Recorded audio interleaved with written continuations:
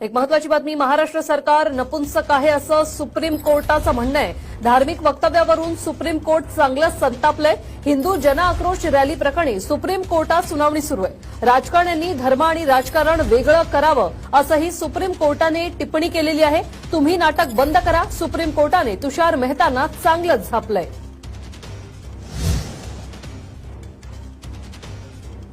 तर काय म्हटलंय नेमकं सुप्रीम कोर्टाने ते पाहूया। महाराष्ट्र सरकार नपुंसक आहे अशी टिप्पणी सुप्रीम कोर्टाने केलेली आहे।